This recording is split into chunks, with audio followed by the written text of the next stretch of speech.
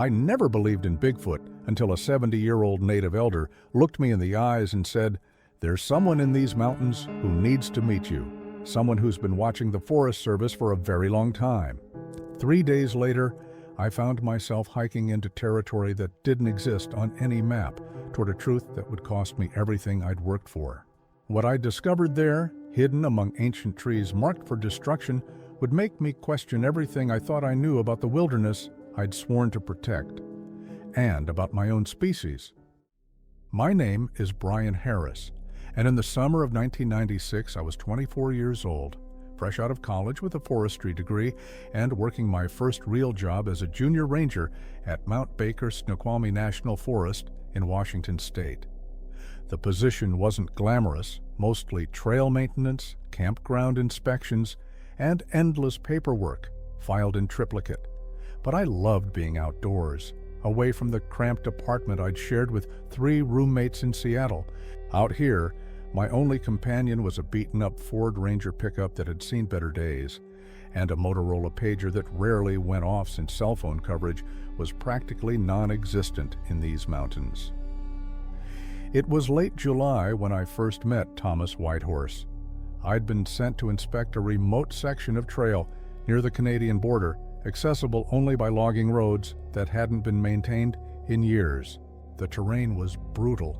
Dense old-growth forest with Douglas firs so massive that 3 people couldn't wrap their arms around them.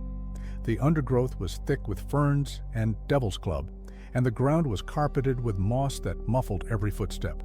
I was marking a fallen tree that needed removal when I heard someone approach. In that wilderness, hearing another human was unusual enough to make me turn around quickly, my hand instinctively going to the radio on my belt. The man who emerged from the tree line looked to be in his 70s, with long silver hair tied back in a traditional braid. His face was deeply lined, weathered by decades of sun and wind. He wore faded jeans, hiking boots that had been resoled multiple times, and a flannel shirt that had probably been purchased sometime in the Carter administration. But what struck me most were his eyes, dark, penetrating, and carrying a weight of knowledge that made me feel like a child. "You're the new ranger," he said. It wasn't a question. "Brian Harris," I replied, extending my hand. "And you are?" "Thomas Whitehorse. I've been walking these mountains for longer than you've been alive." His handshake was firm, his calloused palm rough against mine. "You're a long way from the main trails." "Just doing my job," I said, feeling oddly defensive. "This section hasn't been inspected in over a year." Thomas nodded slowly, his gaze drifting to the massive trees surrounding us. "These woods have their own rhythms, their own rules. The Forest Service thinks it manages this land, but really, you're just guests here. Some parts of these mountains don't want to be managed." I'd heard plenty of locals speak about the forest with reverence, but something in Thomas's tone made me pay closer attention. There was a certainty there, a knowing that went beyond typical wilderness philosophy. "You sound like you know these mountains pretty well," I said, pulling out my trail map, an actual paper map in a plastic case, the kind we all used before GPS became common. "Better than most," he agreed. "My people have been here for thousands of years. We remember things that others have forgotten." He paused, studying me with those intense eyes. "Tell me, Brian Harris, have you seen anything unusual out here?" The question caught me off guard. Unusual how? Tracks, signs, things that don't quite fit with what you learned in your forestry classes. I thought about it. In my 3 months on the job, I had noticed some oddities.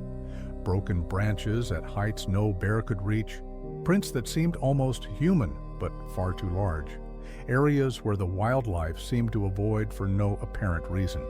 I'd mentioned some of these observations to my supervisor, Jerry, who'd laughed and told me I'd been reading too many tabloids. "I've seen some things I can't quite explain," I admitted carefully, "but nothing that proves anything." Thomas smiled, the first warmth I'd seen in his expression. "Good. You're honest, and you don't jump to conclusions. That's rare in young people these days." He gestured toward a fallen log. Do you have a few minutes? There's something I'd like to discuss with you. I checked my watch, a Timex Ironman that had been a graduation gift from my parents. I had at least 2 hours before I needed to head back to the ranger station. Sure.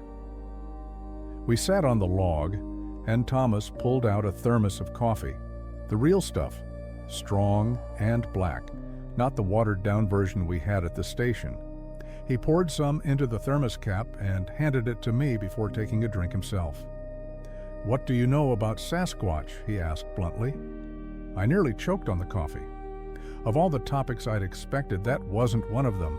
"You mean Bigfoot?" "I know it's a popular legend around here. We get hikers all the time asking about sightings." "Legend," Thomas repeated, his tone flat. "White people love that word. Makes it easier to dismiss what you don't understand." He took another sip of coffee. "My grandfather told me stories when I was a boy," his grandfather told him. "These stories go back further than anyone can count. And they're not legends, Brian. They're history." I didn't know what to say to that. I'd grown up watching unsolved mysteries and reading about cryptids in library books, but I'd always filed Bigfoot in the same category as the Loch Ness Monster, entertaining but ultimately fictional. "I can see you're skeptical," Thomas continued. "That's fine. I was too once, until I met one." The way he said it, so matter-of-fact, without any of the excitement or exaggeration you'd expect from someone making such a claim, made me pause. "You met a Bigfoot?" 32 years ago, Thomas said. "I was younger than you are now, cocky, and certain I knew everything about these mountains.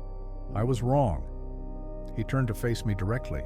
"I'm telling you this because I see something in you, Brian. You respect these woods, you pay attention, and you're going to need those qualities for what I'm about to propose." My heart was beating faster now, though I couldn't say why. "What are you proposing?" "There's someone I want you to meet," Thomas said. "Someone who lives in these mountains, who's been watching the Forest Service, watching the logging companies, watching as more and more humans push into spaces that used to be wild. He has things to say about humanity, about what you're doing to this world, and I think you need to hear it." I stared at him, trying to determine if this was some kind of elaborate joke or test, but Thomas's expression was completely serious. "You want me to meet a Bigfoot?" I said slowly. "His name is Cale," Thomas replied. "And yes, that's exactly what I'm saying. He's been a friend to my family for 3 generations. He doesn't trust easily, and he especially doesn't trust government employees. But I've told him about you, about how you marked certain areas on your reports as ecologically sensitive to slow down the logging crews. He's willing to meet you." "This is insane," I said. But even as the words left my mouth, I felt a strange pull. What if it was true? What if everything I dismissed as folklore was actually real? "Probably," Thomas agreed. "But you're going to say yes anyway. I can see it in your eyes. That curiosity, that need to know. It's the same thing that made you become a ranger instead of taking that comfortable office job your parents wanted for you." He was right, and that annoyed me. Even if I believed you, and I'm not saying I do, why me? Why not a scientist or someone who could actually document this? Thomas laughed, a dry sound that echoed through the trees. "Because Cale doesn't want to be documented. He's not interested in becoming a specimen or a scientific curiosity. He wants to talk to someone who might actually listen and understand, someone young enough to maybe make different choices than your predecessors." I finished the coffee, my mind racing. Every rational part of my brain was screaming that this was ridiculous, that I should politely decline and get back to work. But another part, the part that had brought me to these mountains in the first place, was desperately curious. "When?" I heard myself ask. 3 days from now," Thomas said. "Saturday. Meet me at the old logging road off Highway 542, the one marked as closed, 5 in the morning, before the sun rises. Bring water, food for the day, and wear good boots. It's a long hike." "What should I bring for documentation?" I asked, thinking of my Kodak disposable camera. "Nothing," Thomas said firmly. No cameras, no recording devices. This isn't about proof, Brian. It's about understanding. If you can't accept that, then don't come. I should have walked away. I should have reported this conversation to my supervisor and let them handle it. Instead, I found myself nodding. Okay, I'll be there. Thomas stood, his movements surprisingly fluid for a man his age. Good. One more thing. Don't tell anyone where you're going. Kyle values his privacy, and if word gets out, if people come looking, he'll disappear. And you'll have lost something precious before you even knew what you had. He started to walk away, then turned back. And Brian, don't bring any weapons. If Cale wanted to hurt you, nothing you could carry would stop him anyway, but he won't. He's more human than most humans I know. With that cryptic statement, Thomas Whitehorse disappeared into the forest as silently as he'd arrived, leaving me alone with my thoughts and a decision that would change everything. The next 3 days passed in a blur of normal ranger duties, but my mind was elsewhere. I found myself researching Bigfoot sightings in the area. The library in the nearby town had surprisingly extensive files full of newspaper clippings dating back to the 1920s. Reports of massive footprints, glimpses of huge figures in the trees, strange howls that didn't match any known animal. On Friday night, I packed my backpack carefully, 2 water bottles, trail mix, sandwiches, a first aid kit, my compass, and a topographic map. I set my alarm for 3:30 a.m. and lay in bed staring at the ceiling of my small ranger cabin, wondering if I was about to have the experience of a lifetime or if I'd just been expertly pranked by a bored elder. When Saturday morning came, I was already awake. I arrived at the closed logging road at 4:45 a.m., my truck's headlights cutting through the pre-dawn darkness.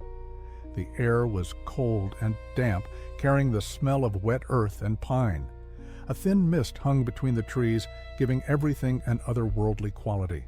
Thomas's vehicle was already there, an old Chevy Blazer from the early 80s, its paint faded, but the engine clearly well-maintained. He stepped out as I parked, carrying a large backpack that looked military surplus. "You came?" he said, and I couldn't tell if he was surprised or if he'd known I would all along. "I said I would," I replied, shouldering my own pack, "though I still think there's a good chance you're leading me on some kind of wild goose chase." Thomas smiled. "By noon, you'll know for certain." He handed me a sturdy walking stick he'd cut from a piece of cedar. "You'll need this. The terrain gets rough." We started hiking just as the first hints of gray light began to filter through the canopy. Thomas set a steady pace, neither fast nor slow, moving with the confidence of someone who'd walked these paths countless times. The old logging road quickly gave way to what could barely be called a trail, more like a deer path that wound between massive trees and over rocky outcrops. For the first hour, we walked in comfortable silence. I'd learned during my months in the forest that the wilderness had its own soundtrack, and talking over it felt disrespectful. Birds were beginning their morning chorus, varied thrushes, winter wrens, and the distant hammering of a pileated woodpecker. Somewhere far off, I heard the bugling of an elk. "Tell me about your family," Thomas said as we paused at a small creek to refill our water bottles. I pulled out my plastic Nalgene bottle, standard issue for hikers in the 90s. "Not much to tell," I said. "Mom's a teacher, Dad's an accountant. I have a younger sister who's in law school. They think I'm wasting my degree out here, but they support me anyway." "And what do you think?" Thomas asked, his dark eyes studying me. "I think I'm exactly where I need to be," I said firmly. "I spent 4 years in classrooms learning about forest management, ecosystem dynamics, all that theoretical stuff. But being out here, actually seeing how it all works together, that's real." "That matters," Thomas nodded approvingly. "Good. Cale will respect that. He has little patience for people who only understand the world through books and numbers." We continued climbing. The terrain grew steeper, and I was grateful for the walking stick. My legs burned from the constant upward angle, and sweat soaked through my flannel shirt, despite the cool morning air. Thomas moved like the mountain itself, steady, unhurried, inevitable. Around 8 o'clock, we stopped for breakfast on a rocky outcrop that offered a stunning view of the valley below. I could see the ribbon of highway in the distance, tiny cars moving along it like toys. Thomas pulled out homemade fry bread and smoked salmon, offering me half. We ate while watching a red-tailed hawk circle in the thermals. "How much farther?" I asked. 2 more hours, Thomas replied. "Maybe less if you keep up this pace." He took a long drink from his canteen. "I should prepare you for what you're going to see." I waited, my heart rate picking up despite my attempt to stay calm. Cale stands about 7 feet, 3 inches tall, Thomas began. He's covered in hair, dark reddish-brown, almost auburn in certain light. His face is flatter than a gorilla's, but not human. His eyes are brown, very intelligent, very aware. He moves quietly despite his size, and he's strong enough to break a 6-inch tree branch like you'd snap a pencil. I tried to picture it and failed. The descriptions from tabloids and grainy photographs had never seemed real, just costumes and hoaxes. But the way Thomas described Cale, with the same matter-of-fact tone someone might use to describe a neighbor, made it feel suddenly concrete. "Is he dangerous?" I asked. "Only if threatened," Thomas said. "But he won't be.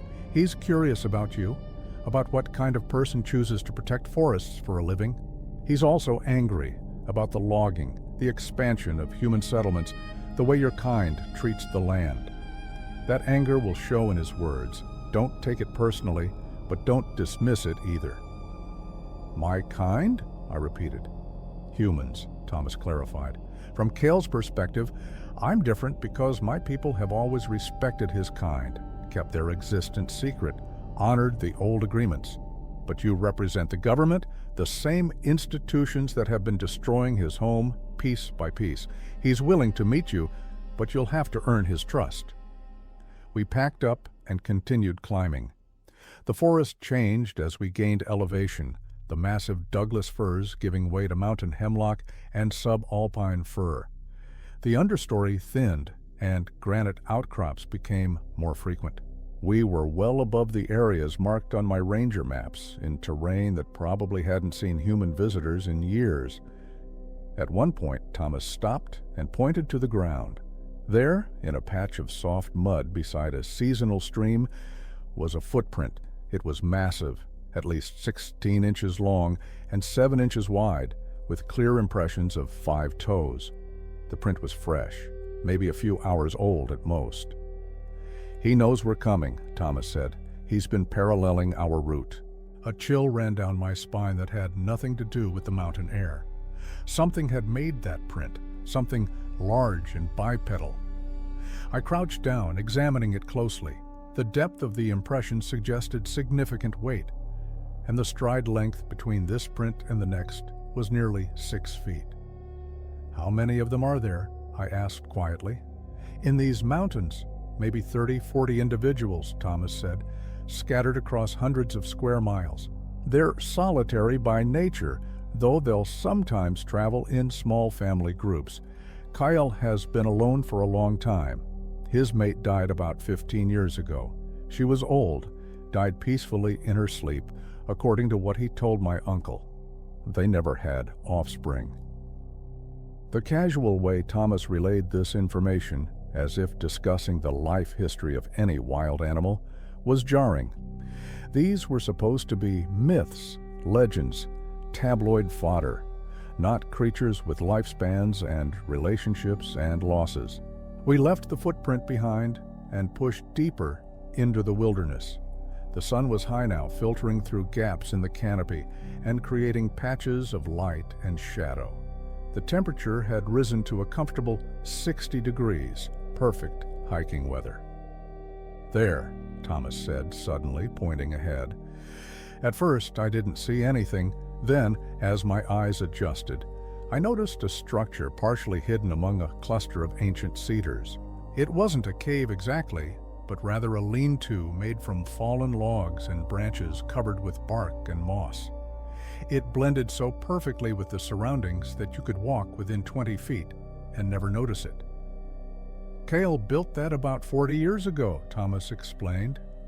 He has several shelters scattered throughout his territory, moves between them depending on the season and food availability. This one's his favorite for summer, close to water, good hunting, and far from any human trails. As we approached, I noticed other details. A fire pit, cold now but clearly used recently, stacks of firewood, neatly arranged, something that looked like drying racks made from branches, and bones, deer, elk, maybe bear, picked clean and organized in a pile away from the main structure. "He's not here," I said, my voice barely above a whisper. "He's watching," Thomas corrected.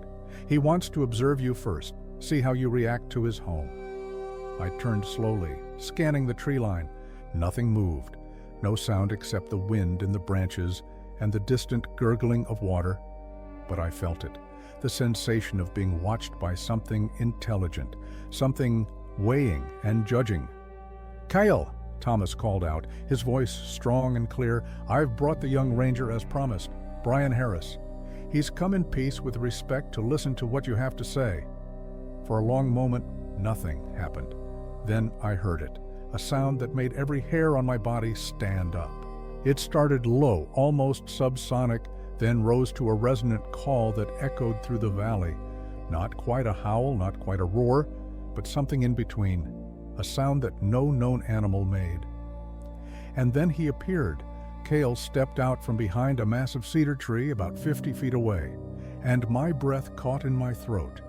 Thomas's description hadn't done him justice. The creature was enormous. He had to be at least 7 feet tall, perhaps taller, with shoulders so broad they seemed impossible. His body was covered in thick, reddish-brown hair that caught the sunlight like copper wire. His arms were long, his hands huge, with fingers that looked capable of incredible strength.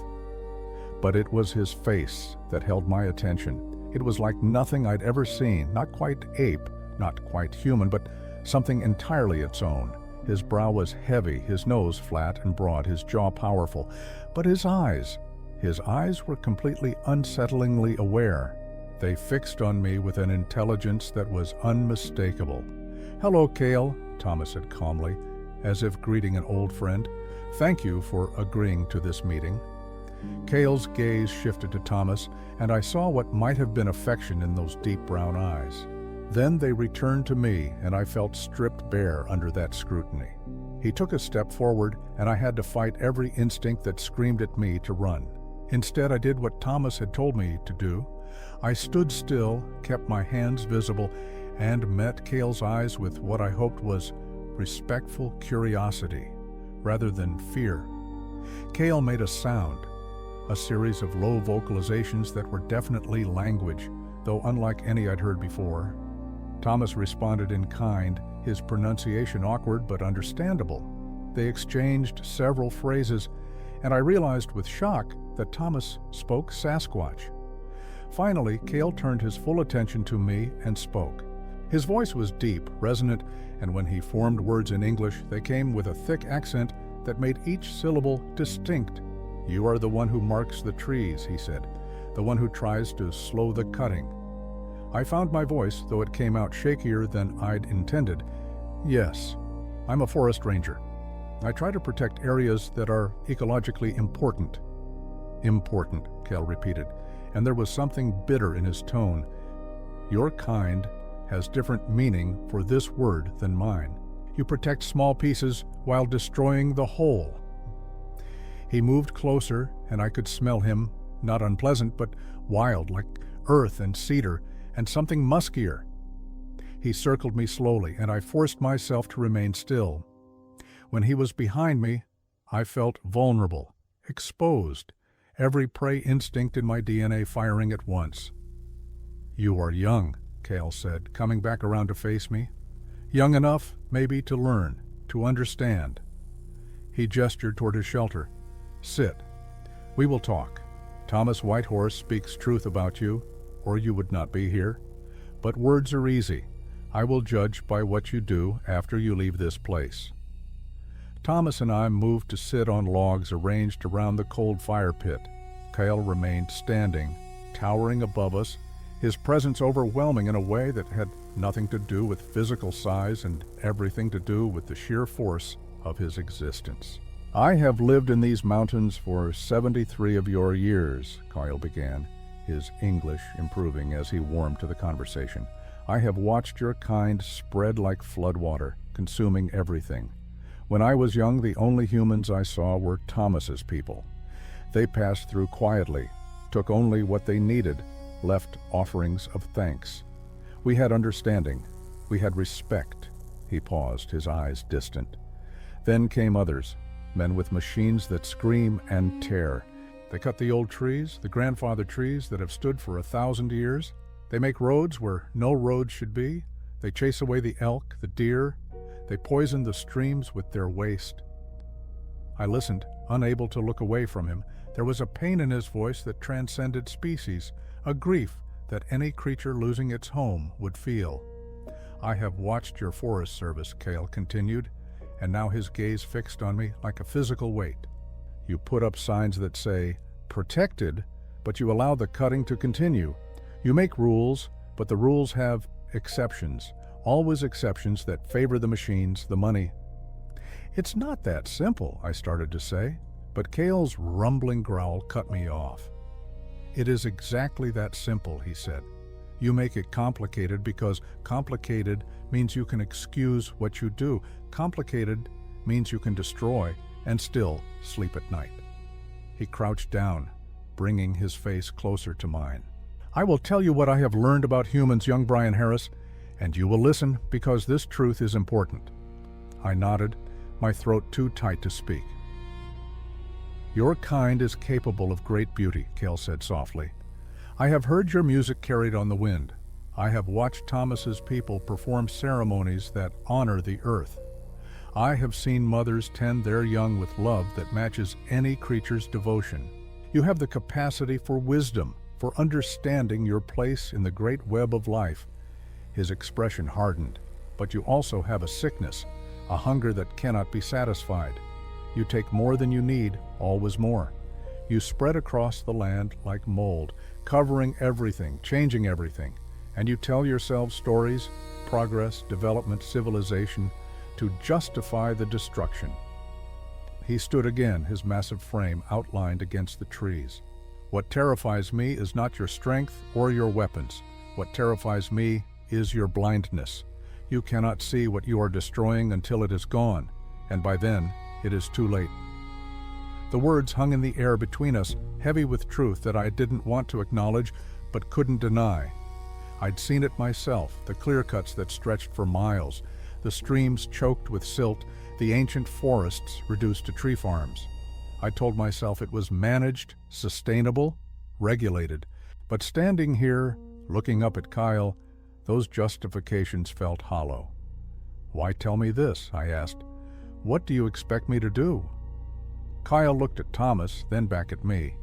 "Thomas says you are different, that you care. I hope he is right because my kind is running out of places to hide. In 20 years, maybe 30, these mountains will be too small for us. We will have to choose, reveal ourselves, and face whatever your kind does to us, or fade away like smoke." He moved to his shelter and emerged with something in his hands, a carved piece of cedar shaped into a bowl. He filled it from a water skin and offered it to me. "Drink. Share water with me, and know that I trust you with the greatest secret my kind has. Do not make me regret this." I took the bowl with trembling hands and drank. The water was cold and pure, tasting of mountain snow and cedar. I handed it back to Cale, who drank himself, then passed it to Thomas. "Now," Cale said, settling himself across from us, "now we talk. And you will learn what it means to live in balance, what your kind has forgotten, and maybe you will remember." The afternoon sun filtered through the canopy, creating shifting patterns of light across Kyle's shelter. We'd been sitting there for over an hour, and my initial terror had slowly transformed into something else, a profound sense of being in the presence of something ancient and important. Kyle had retrieved what looked like dried meat from his shelter, venison I guessed, and shared it with us. The act of eating together felt ceremonial, significant, in a way I couldn't fully articulate. Thomas ate with the comfort of someone who'd done this many times before, but for me, every moment felt surreal. "You want to understand," Kyle said, breaking the contemplative silence. "I see it in your eyes. Questions pressing against your teeth like birds wanting to fly." He made a sound that might have been amusement. "Ask."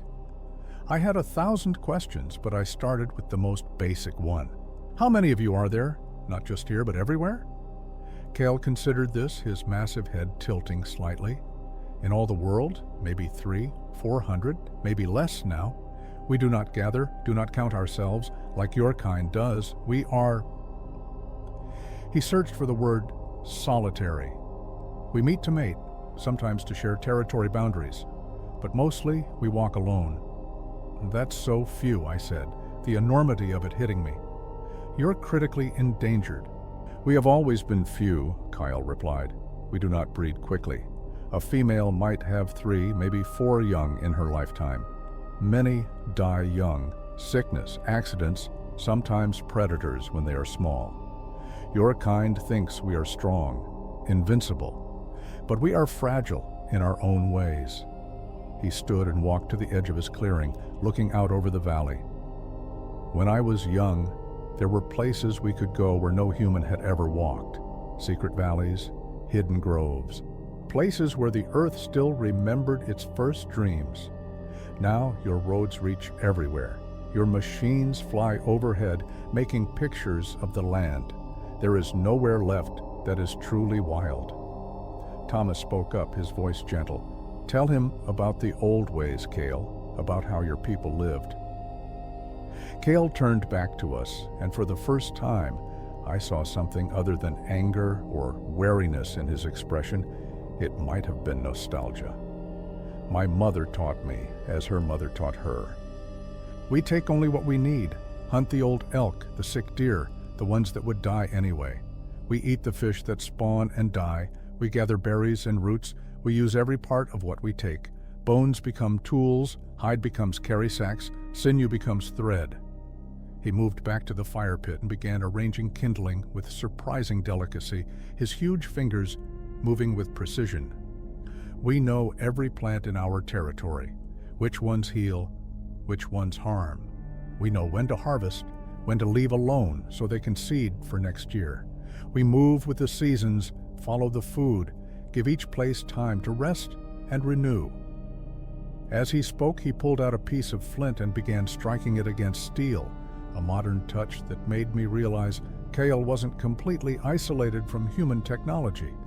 Sparks caught in the dry moss he'd prepared, and soon a small fire was crackling. "Your people knew this once," Cale said, nodding toward Thomas. "The first peoples, they called them in your language. They understood balance. They understood that taking is a relationship, not a right. They left offerings, spoke prayers of thanks, never took more than the land could give." Thomas nodded solemnly. "My grandfather said we were taught by your kind long ago, that the first humans to come to these lands were shown how to live here by the forest people." "Yes," Cale confirmed. "We watched your ancestors arrive, small groups moving carefully through the trees. We saw they were weak, no thick fur, no sharp claws, no great strength. We could have killed them, driven them away. But we saw something else too. We saw intelligence, tool-making, the same spark we carry.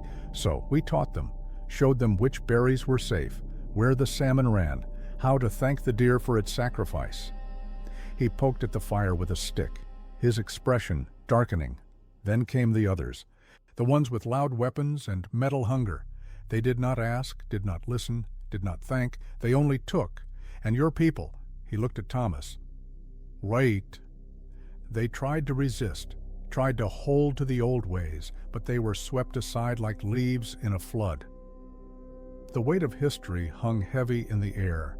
I'd learned about colonization in school, of course, but hearing it from Cale's perspective, as someone who'd watched it unfold over generations, made it feel immediate and raw. "I'm sorry," I said, knowing the words were inadequate, "for what my ancestors did, for what's still being done." Cal studied me for a long moment. "Your sorrow is honest, But it changes nothing. The trees still fall, the machines still scream. Your Forest Service still makes its deals with the timber companies. He leaned forward, his eyes intense. But you are young enough to make different choices. That is why Thomas brought you here, not for apologies, but for action. What kind of action? I asked. I'm just a junior ranger. I can barely influence which trails get maintained, let alone stop logging operations. Small actions grow, Kel said, like seeds becoming trees. You mark certain areas as protected, mark more. You write reports, write truth about what is being destroyed. You have voice with your people. Use it. He paused. And you keep our secret. If your government knows we exist, they will hunt us, study us, cage us, turn us into curiosities or weapons. The mention of weapons made me think of conspiracy theories I'd read, government experiments, military programs. Has that happened before? Have others of your kind been captured? Cale's expression became guarded. I do not speak of that. Some stories are not mine to tell. I say only this. We have learned to hide well because we must. Discovery means death, one way or another. He stood again, his movements fluid despite his size. Come, I will show you something. We followed him away from the shelter, deeper into the forest. The terrain became rougher, and I had to watch my footing carefully. Kyle moved through the undergrowth like smoke, barely disturbing the plants. For someone so large, his woodcraft was extraordinary. After about 15 minutes, we reached a grove of old-growth cedars. These trees were massive, probably 800, maybe 1,000 years old. Their trunks were wider than my truck, and their tops disappeared into the canopy high above. This place is sacred, Cale said softly. My mother brought me here when I was young.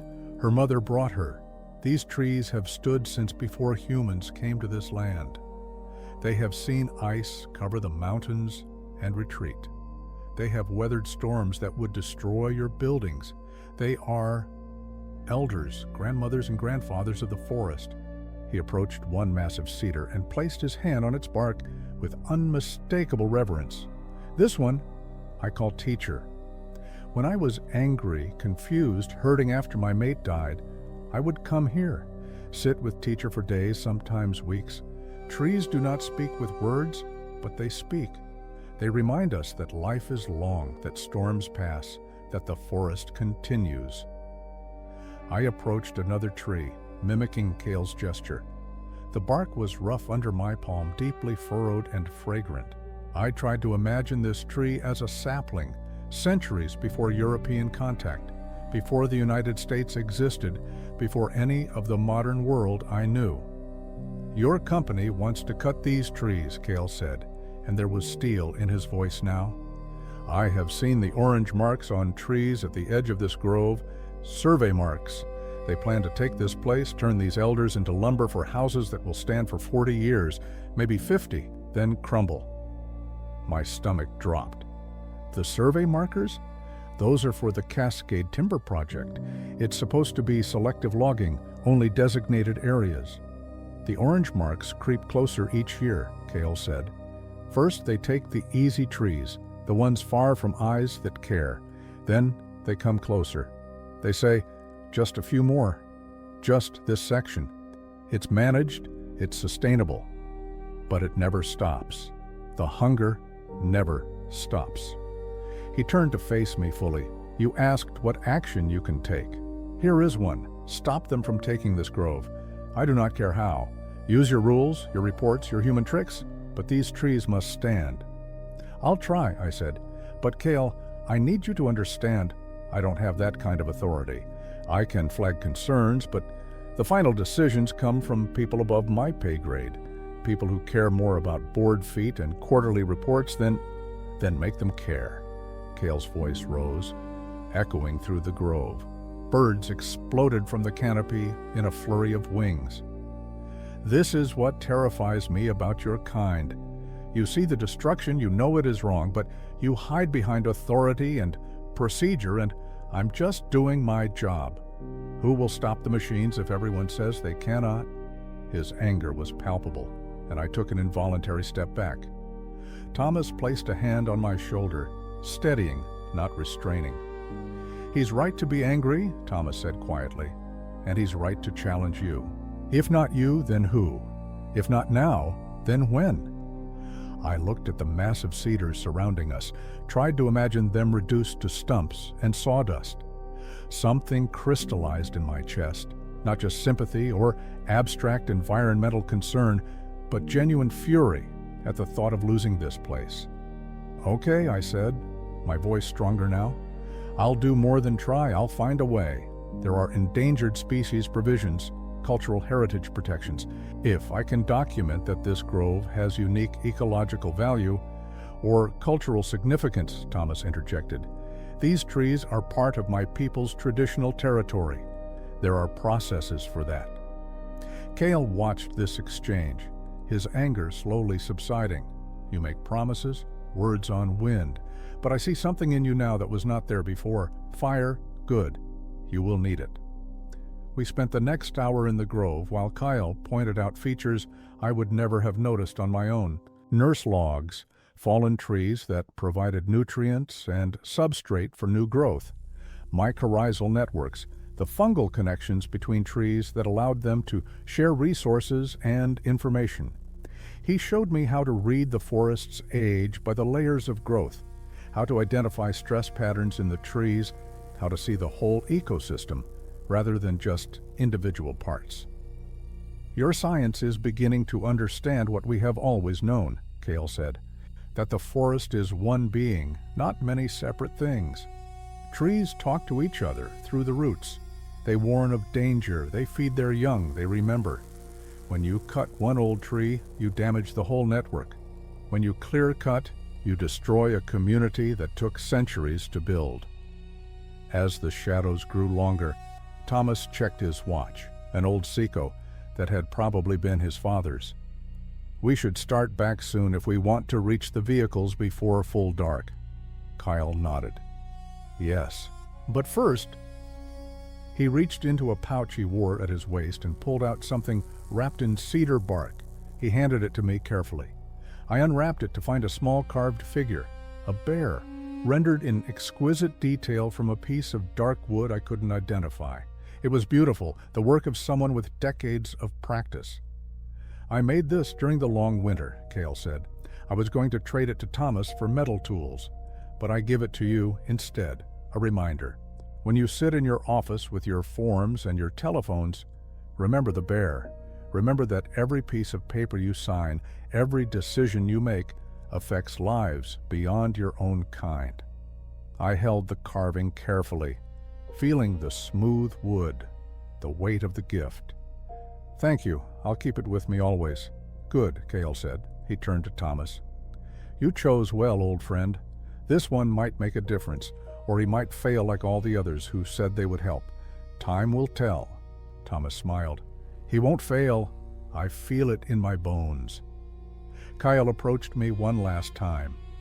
This close, his presence was overwhelming. The smell of the wild, the heat radiating from his body, the sheer physical reality of him.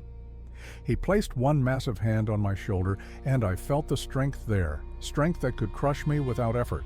"The terrible truth about humans," Cale said, his voice low and intense, "is that you could save this world. You have the intelligence, the technology, the numbers. You could choose differently, but you don't.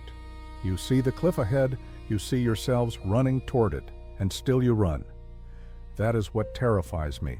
Not that you cannot change, but that you will not." He released my shoulder and stepped back. "Prove me wrong, Brian Harris. Show me that one human can remember how to live in balance.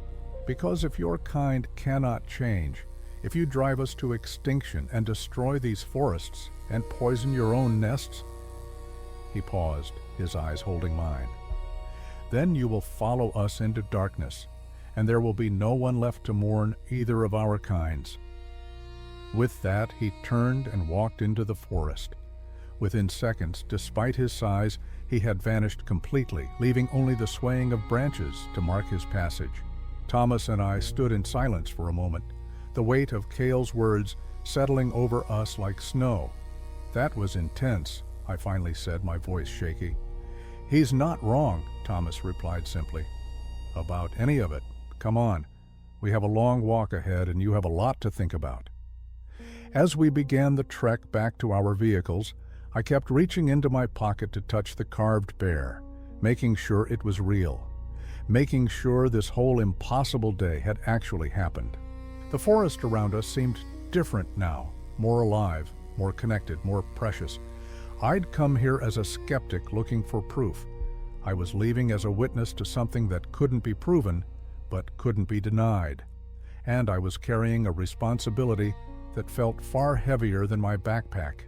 The hike back to the vehicles was mostly silent, but it was a different kind of silence than the morning. My mind churned with everything I'd seen and heard. The carved bear felt like it was burning a hole in my pocket, a constant reminder of the responsibility Cale had placed on my shoulders. We reached the trucks just as the last light was fading from the sky. The western horizon glowed orange and purple, and the first stars were appearing overhead. Thomas leaned against his blazer, looking tired but satisfied. "So," he said, "do you believe now?" "I don't know what I believe," I answered honestly. "I know what I saw. I know what I felt. But believing it, accepting that everything I thought I knew about the world was incomplete, that's going to take time." Thomas nodded. "Fair enough. My grandfather always said that truth doesn't need you to believe in it. It just is." He pulled out his thermos and poured the last of his coffee into the cap, offering it to me. "What are you going to do?" I took a sip of the cold coffee, grimacing at the bitterness. "I'm going to do what I promised. I'm going to find a way to protect that grove. And I'm going to keep his secret." "Good," Thomas said. "But I should warn you, once you start pulling on this thread, things are going to get complicated. The timber companies have lawyers, lobbyists, politicians in their pockets. Your supervisor probably has pressure from above to approve projects to meet quotas. You're going to face resistance." "I know," I said, but Cale was right. If not me, then who? I can't just go back to filing routine paperwork and pretending I don't know what I know. Thomas smiled, the expression visible in the growing darkness. "You remind me of myself at your age, angry at injustice, ready to fight the whole world if necessary." He paused. "Just remember, this is a marathon, not a sprint. Don't burn yourself out in the first mile." We said our goodbyes, and I climbed into my truck. The drive back to the ranger station took about 40 minutes, and I spent the entire time replaying the day in my head. Kyle's face, his voice, his hands on that ancient cedar, the terror and wisdom in his eyes, the terrible truth he'd spoken about humanity's willful blindness. When I pulled up to my small cabin behind the ranger station, it was nearly 9 o'clock. I was exhausted, physically and emotionally, but I knew I wouldn't be able to sleep, so instead, I sat at my small kitchen table with a notebook and a pen and started writing everything down while it was still fresh. The words poured out, descriptions of Cale, his shelter, the sacred grove, every detail I could remember. It took me nearly 2 hours. And when I finished, I had 15 pages of dense handwriting. I stared at the notebook, wondering if I should hide it, burn it, or keep it somewhere safe. Finally, I decided to hide it under a loose floorboard beneath my bed. Dramatic, maybe. But these weren't notes I could risk anyone else finding. Then I pulled out the carved bear and placed it on my desk, where I could see it from my bed. I did sleep eventually, but my dreams were full of massive trees falling and a reddish-brown figure watching from the shadows, his eyes sad and knowing. Monday morning came too quickly. I showed up at the ranger station at 7, the same as always, but everything felt different. My supervisor, Jerry Patterson, was already there, a coffee-stained mug in hand and a pile of permit requests on his desk. "Harris," he greeted me. "Good weekend?" "Quiet," I lied. "Did some hiking, cleared my head." Good. Listen, I need you to review these logging permits for the Cascade project. Just routine stuff. Make sure they're following the approved boundaries, check that they got the right equipment listed, that sort of thing. Should take you a couple hours. My heart rate spiked. The Cascade Project. That's the one that's been expanding eastward, right? Yeah, they're good contractors. Been working with them for years. Why? I tried to keep my voice casual. Just curious about the boundaries. How close are they getting to the old-growth areas? Jerry shrugged. They're supposed to stay clear of the protected groves, but you know how it is. Timber companies always push for a few more acres here and there. That's why we review the permits, keep them honest. He handed me a thick folder. Everything should be in order, but give it a thorough look. I took the folder back to my small office, really just a corner desk in a shared room, and opened it. Inside were maps, equipment manifests, cutting schedules, and environmental impact assessments. I spread the maps out, comparing them to the topographic maps I had of the area. My stomach sank. The proposed cutting area had indeed expanded since the last permit I'd seen. And according to the new boundaries, they were less than a quarter mile from the grove where Cale had taken me. Give it another year, maybe 2 seasons of expansion, and they'd be right on top of it. I spent the rest of the morning poring over the documentation, looking for anything I could use. The environmental impact assessment was cursory at best, a generic template, with a few location-specific details filled in. There was no mention of cultural heritage sites, no thorough species survey, no assessment of the old-growth ecosystem's unique characteristics. Around noon, I walked to the small public library in the nearby town of Glacier. The librarian, a woman named Margaret, who'd helped me with research before, greeted me warmly. "Brian, what are you looking for today?" "Everything you have on forest protection laws," I said, "particularly anything related to endangered species, cultural sites, and old-growth preservation." Margaret raised an eyebrow but didn't ask questions. She directed me to a section with legal references and environmental protection guides. I spent the next 3 hours reading, taking notes, and photocopying relevant pages at 10 cents per copy. What I learned was both encouraging and daunting. There were laws that could protect the grove, the National Environmental Policy Act, the Endangered Species Act, the National Historic Preservation Act, but enforcing them required documentation, evidence, and often legal challenges that could take years. I thought about what Thomas had said, about this being a marathon. I was beginning to understand what he meant. That evening, I drove back up toward the mountains, but not to the remote area where Cale lived. Instead, I went to a lookout point where I could see the valley and the forests beyond. The sun was setting, painting everything in shades of gold and amber. I pulled out the carved bear and turned it over in my hands. In the fading light, I noticed something I hadn't seen before: tiny marks on the base. Not random scratches, but deliberate cuts. They looked like tally marks. I counted them. 73, his age. Cale had marked his own age on the bear, a quiet reminder that he'd lived 73 years watching humans destroy his world. How many more marks would he add before he was gone? How many would any of his kind add? My pager buzzed. Jerry wanting me back at the station. I tucked the bear away and headed back, but my resolve was hardening. I knew what I had to do. Over the next 2 weeks, I threw myself into research and documentation.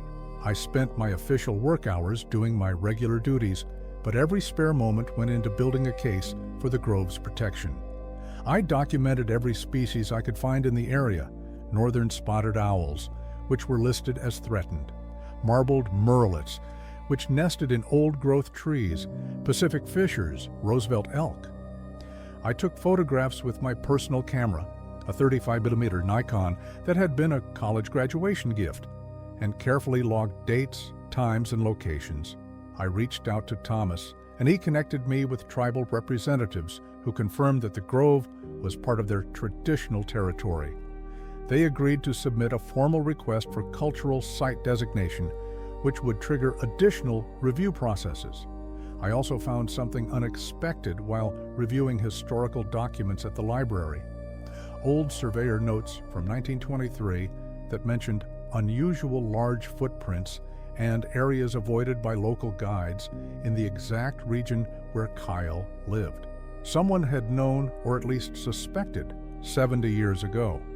The knowledge had been there all along, dismissed as superstition or exaggeration. But the more progress I made, the more resistance I encountered. Jerry started asking pointed questions about why I was spending so much time on the Cascade project. Other rangers began giving me odd looks when I requested access to old survey data. The timber company's representatives showed up at the station one afternoon, and I watched through the window as they had what looked like a very friendly conversation with Jerry in his office. 2 weeks after my meeting with Cale, Jerry called me into his office and closed the door. "Brian, sit down," he said, his tone serious. "We need to talk." I sat, my hands gripping the arms of the chair. "I've been hearing things," Jerry continued, "that you're digging into the Cascade project pretty deep, that you've been talking to tribal representatives, taking a lot of photos in areas that are already approved for harvest. What's going on?"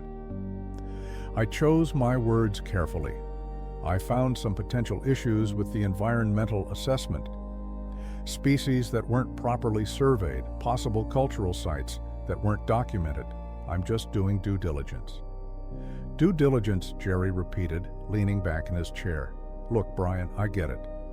You're young, you're idealistic, you care about the trees. That's good. But you need to understand how things work. We have relationships with these timber companies. They provide jobs. They follow our guidelines, mostly, and they help fund conservation work in other areas. It's a balance. A balance that keeps shifting in their favor," I said, unable to keep the edge out of my voice. Jerry's expression hardened. "That's not fair, and you know it. We protect thousands of acres, but we also live in the real world where people need lumber to build houses, where communities need jobs. You can't just stop every project because you found a spotted owl nest." "What if it's more than that?" I asked. "What if there's something in that grove that's irreplaceable?" "Like what?" Jerry asked. "What could possibly justify stopping a multi-million-dollar project that's already been approved?" I wanted to tell him. Wanted to explain about Cale, about the sacred grove, about the network of ancient trees that had stood for 1,000 years. But I remembered Cale's warning about discovery meaning death. And I remembered Thomas's advice about marathons. "Like a functioning old-growth ecosystem that took centuries to develop," I said instead. "Like cultural sites that matter to the people who were here first. Like doing our jobs the way we're supposed to, not just rubber stamping whatever the timber companies want." Jerry studied me for a long moment. "You're going to be a problem, aren't you?" "I'm going to be a ranger who takes his responsibility seriously," I replied. He sighed. "All right. Write up your concerns in a formal report. I'll submit it up the chain. But I'm telling you now, Brian, this kind of thing doesn't make you popular. It doesn't advance careers. Sometimes you have to accept that you can't save every tree." "Noted," I said, standing up. "I'll have the report on your desk by Friday." As I left his office, I felt a strange mixture of fear and exhilaration. I was committed now. There was no going back. That night I sat at my desk and began writing the official report. I documented everything I could without mentioning Cale. The species surveys, the cultural significance, the unique ecological features. I cited law after law, precedent after precedent. It was the most important document I'd ever written. But even as I typed on my brother's old word processor, a clunky brother machine that made every keystroke sound like a gunshot, I kept thinking about what Cale had said, about humans running toward a cliff while seeing it clearly, about the terrible truth that we could change but wouldn't. Was I any different? I was writing a report that would probably be filed away and forgotten. I was following procedures that were designed to create the illusion of protection while allowing business as usual. I was playing by rules that were rigged against me. Around midnight, I stopped typing and pulled out the carved bear again. I studied those 73 tally marks, thought about Cale sitting alone in his shelter, carving this piece through a long winter, preparing it as a trade good, and then giving it away as a desperate hope. I thought about the sacred grove, about Teacher and the other ancient cedars standing in the darkness, about the networks beneath their roots, the communities and their branches, the centuries of life and growth and survival that would end in minutes once the chainsaws started. And I thought about Cale's question. Who will stop the machines if everyone says they cannot? I saved my document, turned off the word processor, and made a decision. I would submit the report through proper channels, but I would also do more. I would contact environmental organizations, reach out to journalists, talk to anyone who would listen. If the system wouldn't protect the grove, then I would find people who would. It was risky. It would probably cost me my job. But Cale had lived 73 years watching humans fail to act. I'd be damned if I'd be just another person who saw the cliff and kept running. I placed the carved bear on my desk where I could see it clearly, a silent witness to my commitment. Then I pulled out my personal directory, a small address book I kept for contacts outside of work, and started making a list of people to call. The marathon had begun, and I was in it for the long haul. Friday came, and I submitted my report to Jerry. 32 pages of documented evidence, legal citations, and photographic proof. He took it without comment, his expression unreadable, and told me he'd forward it to the district supervisor. I didn't wait for their response. That same afternoon, I drove to Seattle and met with representatives from the Washington Wilderness Coalition. I showed them everything except any mention of Kyle. I framed it purely as an environmental and cultural heritage issue, which was true, just incomplete. Sarah Chen, a sharp-eyed attorney in her 30s, reviewed my documentation with growing interest. "This is solid work," she said, tapping the photographs of the spotted owl nest I had documented. "Really solid. Why bring it to us instead of handling it through Forest Service channels?" "Because I don't trust the process," I said honestly. "The timber company has too much influence." My supervisor basically told me to back off. Sarah exchanged glances with her colleague, Marcus Webb, an older man with gray hair and the weathered look of someone who'd spent decades fighting environmental battles. "We've dealt with the Cascade Timber Project before," Marcus said. "They're aggressive, well-funded, and they have friends in high places. If we take this on, it's going to get ugly." "I know," I said, "but those trees have stood for 1,000 years. They deserve a fight." Sarah smiled. "All right, Mr. Harris, you've got yourself some allies. We'll file an injunction based on inadequate environmental review and potential Endangered Species Act violations. It won't stop them permanently, but it'll buy time for a proper assessment." As I drove back to the mountains that evening, I felt both relieved and terrified. I'd set things in motion that I couldn't control anymore. The gears were turning, and I was caught in them. The following week, everything exploded. The Washington Wilderness Coalition filed their injunction on Tuesday morning. By Tuesday afternoon, the story had been picked up by the Seattle Times. By Wednesday, I was being called into a meeting with not just Jerry, but the district supervisor and a regional representative. The regional rep, a stern woman named Patricia Vollmer, got straight to the point. "Mr. Harris, did you provide confidential Forest Service documents to outside organizations?" "I provided my own research and documentation," I said carefully. "Nothing classified or confidential, just species surveys and photographs taken during my personal time." "During personal time in areas you only knew about because of your position here," Patricia countered. "You understand that looks like a conflict of interest?" "I understand that protecting endangered species and cultural sites is part of my job description," I replied. "I was doing what I was hired to do." Jerry jumped in, his tone more conciliatory. "Brian, nobody's questioning your dedication, but you went around the proper channels. You made the Forest Service look bad by implying we weren't doing our due diligence." "Were we?" I asked bluntly. "Because that environmental impact assessment was a joke, and we all know it." The room went silent. Patricia's eyes narrowed. "You're on very thin ice, Mr. Harris. I suggest you think carefully about your next moves. The meeting ended with me being placed on administrative leave pending review, which everyone knew was code for, "We're building a case to fire you." I was told to surrender my ranger badge and keys, to stay away from the work site, and to make myself available for further questioning. I drove back to my cabin in a daze. In less than 3 weeks, I'd gone from an optimistic junior ranger to an unemployed troublemaker. My parents were going to be devastated. My sister would probably give me a lecture about thinking things through, and I'd probably never work for the Forest Service again. But when I looked at the carved bear on my desk, I didn't regret it. That Saturday, I hiked back up to meet Thomas. I'd called him from a payphone in town, my cabin didn't have a phone line, and arranged to meet at the same place we'd started 3 weeks ago. He was waiting by his blazer, looking concerned. I heard about what happened. Word travels fast in the tribal community. "I'm probably going to lose my job," I said. "Maybe already have, effectively." "I'm sorry," Thomas said. "I didn't mean to cost you your livelihood." "You didn't," I assured him. "This was my choice.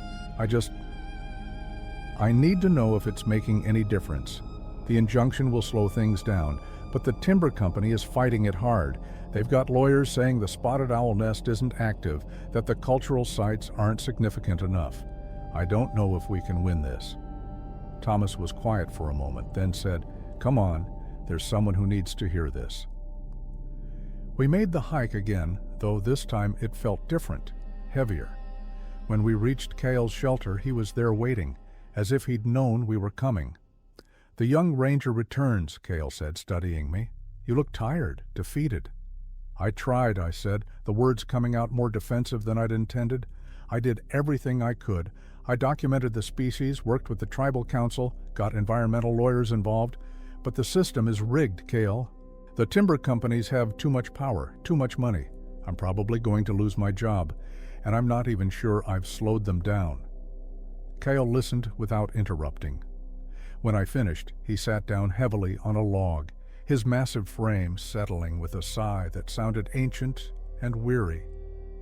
"You think you have failed," he said finally.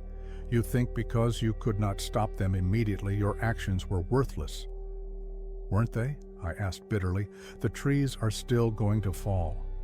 Maybe," Cale acknowledged. "Maybe not, but you are thinking too small, too short." He gestured around at the forest. "When a tree falls, it does not disappear. It becomes nurse log, home for insects, food for fungi. It feeds new growth. Death and life, they are circle, not line." He fixed me with those intense brown eyes. "You stood up. You used your voice. You showed other humans that these places matter. That is seed, Brian Harris. Seeds take time to grow, but they do grow. Maybe you will not see the full tree in your lifetime, but others will." "That's not very comforting," I said. "Truth often is not," Cale replied. "You wanted to be hero, to save the day like in your movies. But real change is slow, like stone wearing away underwater, drip, drip, drip for years, for centuries. Then one day, the stone has canyon carved through it." Thomas spoke up. "He's right, Brian. I've been fighting these battles for 40 years, lost more than I've won, but every fight matters, even the losses. They show people what's at stake. They build momentum. They create precedents. You're one drip in a very long process." I sat down on a nearby rock, feeling the weight of exhaustion. I wanted to do right by you, Cale. You trusted me with your secret, with your story. I didn't want to let you down." Cale made a sound that might have been laughter. "Let me down. You sacrificed your position, your security, for trees and for a creature you met once. That is more than most humans would do. That is more than I expected." He stood and walked over to me, crouching down so we were eye level. "I told you the terrible truth about your kind, that you see the cliff and keep running. But there is another truth, smaller, but still real. Some of you stop running. Some of you turn around, try to warn others, try to change direction. You are one of those. That matters even when it feels like it does not." "What happens now?" I asked. "To you, to this place?" "I will keep living as I have," Cale said simply. "I will watch. I will hope." If the machines come too close, I will move deeper into the mountains, find new territory. I have done this before. I will do it again." His expression grew somber. Each time, there is less wild to move into. Each time, it gets harder. But I survive. My people survive. We are good at surviving, even as the world shrinks around us. "The injunction bought us at least 6 months," I said. "Maybe more if the environmental review is thorough, and the tribal council is pushing for heritage site designation. It's not over yet. 6 months, 6 years, it is all same to trees that have stood for 1,000 years, Cale said. But I will use that time. I will mark other places, other groves that need protecting. I will share what I know with Thomas, and he will share with others who can be trusted. The work continues, with you or without you." That stung, but I understood what he meant. This wasn't about me, about my ego, or my need to feel important. This was about something far bigger. "I want to keep helping," I said. "Even without the ranger job. Maybe especially without it, I won't be constrained by their rules anymore." Cale studied me for a long moment, then nodded slowly. "Good. Then I will teach you more. Not today. Today you are tired, hurt, angry, but you will come back and I will show you other places that need protecting. I will share knowledge that Thomas alone cannot carry, and you will take that knowledge and use it however you can." He stood his full height, towering above me. "You asked me once why I told you the terrible truth about humans. I will tell you now, because terrible truths need to be spoken. Because comfortable lies are what let the destruction continue. If I show you the cliff, maybe, you will not run toward it. Maybe you will help others see it too." "What if it's too late?" I asked quietly. "What if we've already gone too far?" "Maybe we have," Cale admitted. "Maybe my kind will be gone in 50 years. Maybe these forests will be parking lots and shopping centers. Maybe the salmon will disappear and the owls will go silent and the ancient trees will exist only in photographs." He paused. "But maybe not. Maybe enough humans will wake up in time. Maybe the terrible truth will become impossible to ignore. Maybe you and others like you will drip, drip, drip on the stone until it breaks." He placed a hand on my shoulder, the weight of it immense but not threatening. "Either way, you have done what you could. You have made different choice than most of your kind. That is worth something. That is worth everything." Thomas and I stayed for a few more hours. Kyle showed me plants I'd never noticed before, medicinal herbs, food sources, indicators of forest health. He spoke about the patterns he'd observed over his 73 years, about how the seasons were shifting, about how the animals were changing their behaviors in response to human pressure. As the afternoon wore on, I felt something shift inside me. The despair and anger didn't disappear, but they transformed into something else. Determination, maybe, or acceptance that this would be a longer, harder fight than I'd imagined. When it was time to leave, Cale walked us to the edge of his territory. "One more thing," he said, reaching into his pouch. He pulled out another carving, this one a cedar tree, rendered in miniature but with incredible detail. Every branch, every pattern in the bark, carved with patient precision. "For reminding," he said, handing it to me. "You carry the bear for courage. Carry the tree for memory. Remember what you fight for. Remember that it is bigger than you, bigger than me, bigger than any one creature or moment." I took the carving carefully, my throat tight with emotion. "Thank you, Cale, for everything. For trusting me, for teaching me, for not giving up on humanity completely." "I have not given up," Cale said. "If I had given up, you would not be here. I am angry, yes. Terrified, yes. But not without hope. Hope is small, like seed in winter, but it is there." As Thomas and I walked back through the forest, the evening light slanting through the trees, I thought about everything that had happened. 3 weeks ago, I'd been a naive junior ranger who thought he understood how the world worked. Now I was unemployed, possibly unemployable in my field, but I'd met a Sasquatch and learned truths that most people would never believe. "What will you do now?" Thomas asked as we neared the vehicles. "I don't know exactly," I admitted. Find a new job, probably something outside the Forest Service. Keep working with the environmental groups. Document more areas that need protection. Maybe write about all this someday, though I'll have to be careful about what I reveal." "And you'll come back?" Thomas asked. "To visit Cale? To learn more?" "As often as he'll allow it," I said. "I feel like I've barely scratched the surface of what he knows." Thomas smiled. "Good. He needs someone younger to pass his knowledge to." "I'm 72 now, Brian. I won't be making these hikes much longer. Kyle knows that, even if we don't talk about it. He needs someone who'll carry the stories forward." The weight of that responsibility settled on my shoulders, but it didn't feel crushing. It felt right. A month later, I was working at an outdoor equipment store in Seattle, restocking climbing gear and helping weekend hikers pick out boots. It wasn't glamorous, and the pay was terrible, but it kept food on the table while I figured out my next move. The injunction was holding.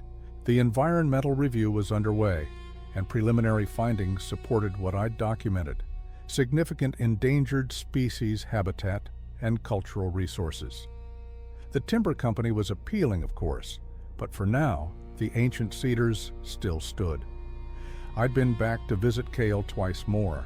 He'd shown me 3 other groves that needed protection, 2 more abandoned shelters that marked the shrinking territory available to his kind, and shared stories about other Sasquatches he'd known over the decades. Each visit reinforced what he'd told me, that his people were vanishing, not with dramatic deaths or hunts, but through quiet attrition. Too few young, too little wild space, too much pressure from an expanding human world. On a Friday evening, my pager went off. It was Thomas's number. We'd worked out a system where he'd page me when something important came up.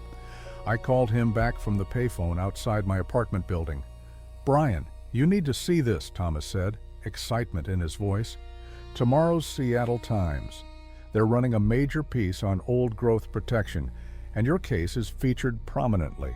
But more importantly, they found similar groves throughout the Cascades that are threatened. Your fight has sparked something bigger." "That's great," I said, meaning it. "But how did they—" "The environmental lawyers have been working with investigative journalists," Thomas explained. "Your documentation gave them a template. They've been replicating your approach in other areas, finding species and cultural sites that were overlooked in timber company assessments. It's becoming a regional issue, not just one grove." I hung up the phone and stood there in the cooling evening air, watching cars pass on the street below. "Drip, drip, drip," Cale had said. One drip joining others, slowly wearing away the stone. Maybe I hadn't saved the world. Maybe I'd never been going to. But I'd done something. I'd made a choice to act instead of being complicit, and that action had rippled outward in ways I couldn't have predicted. I thought about Cale in his shelter, carving through the long winter nights, adding tally marks to pieces of wood that tracked a lifetime of watching and waiting. 73 years of survival, of adaptation, of hope, maintained despite everything. I pulled out the carved bear and the cedar tree from my pocket. I carried them everywhere now, talismans of a promise I'd made.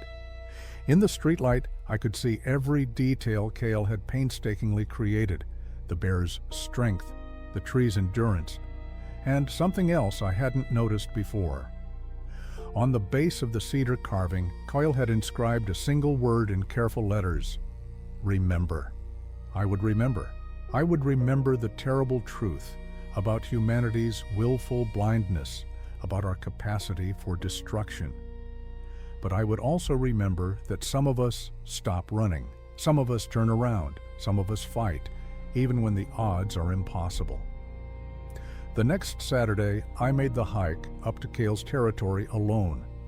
Thomas's knees were bothering him, and I knew the route now. It took me 6 hours of hard climbing, but I reached the shelter just as the afternoon light was turning golden. Cale was there, sitting in a patch of sunlight, working on another carving. He looked up as I approached, no surprise in his eyes. He'd probably known I was coming for hours. "You came back," he said simply. "I'll keep coming back," I replied. "As long as you'll have me. I want to learn everything you're willing to teach. Not just about the forest, but about survival, about maintaining hope when everything seems hopeless. Cale set down his carving. It looked like it might be a salmon. Then sit. We have much to discuss. But first, tell me about your world, about what has changed in the month since we last spoke. And so I told him about the newspaper article, about the expanding protection efforts, about the small victories and ongoing struggles. He listened with that intense focus he brought to everything, occasionally asking questions that cut right to the heart of issues I hadn't fully understood myself.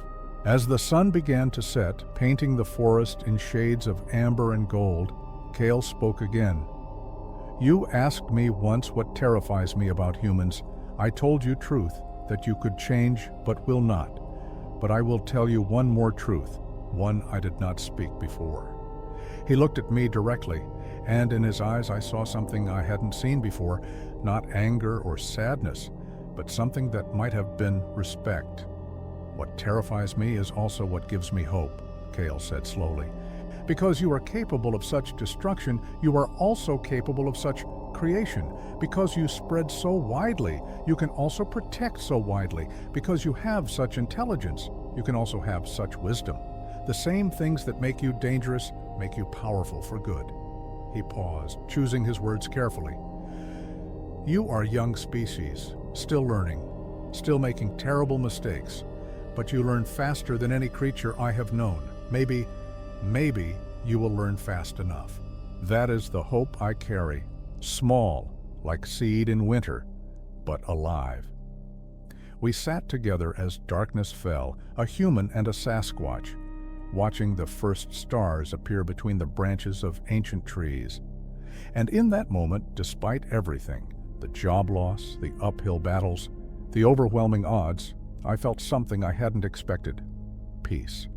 Not because the fight was over, not because victory was certain, but because I knew I was exactly where I needed to be, doing exactly what I needed to do. The terrible truth remained. Humanity was still running toward the cliff, still blind to its own destruction. But the small truth also remained. Some of us had stopped running. And maybe, just maybe, that would be enough. As I prepared to make the long hike back down the mountain in the darkness, Cale spoke one last time. Same time next month, he asked, and there might have been humor in his tone. Same time next month, I confirmed. I'll bring better coffee. Coffee is good, Cale agreed. But bring something else too. Bring more stories of your dripping water. I want to know if the stone is wearing. I smiled. Deal. The hike down was dark and treacherous, but I'd brought a flashlight and knew the route. And with every step, I carried the weight of Cale's trust, Thomas's friendship, and the responsibility of knowing what I knew. The world might never believe in Sasquatch. That was probably for the best. But I believed in forests, in protection, in the power of small actions repeated over time. And I believed that terrible truths, once spoken, could not be unheard. The machines might still come, the trees might still fall, the wild places might still shrink until there was nothing left. But not today, not without a fight, and not without witnesses who would remember and speak and act. That, I realized, was what Cale had really been trying to teach me. Not how to save the world, maybe that wasn't possible, but how to be human in a way that honored the world we'd been given, how to carry terrible truths without being crushed by them, how to maintain hope small as a seed in winter and nurture it through the long, dark seasons. As I reached my truck and looked back up at the dark mountains, I touched the carvings in my pocket one more time. The bear, the cedar, the word carved into wood. Remember? I would remember, and I would tell others who could be trusted. And slowly, drip by drip, maybe the stone would wear. Maybe we would learn fast enough. Maybe hope, however small, would be enough.